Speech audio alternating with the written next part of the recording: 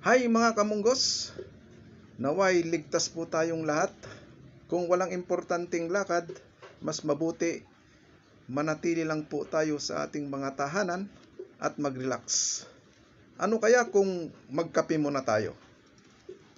Okay guys, panoorin nyo po kung paano depensahan yung dalawang palo ng arnis. Na pagpalo ng kanan, diretso palo din ng kaliwa.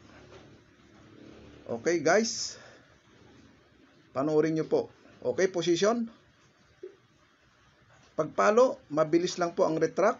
Palo sa kamay, then sarado.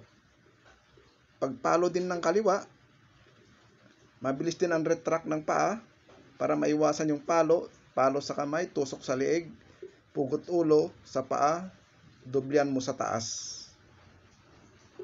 Okay guys, ulitin po natin.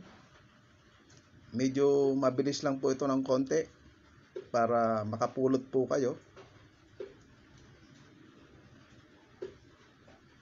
Okay, position.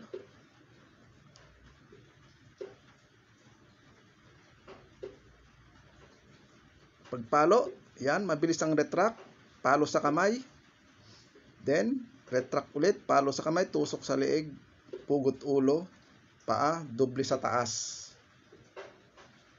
Okay guys, naway may napulot po kayong aral para maging gabay po sa inyong pagsusuri.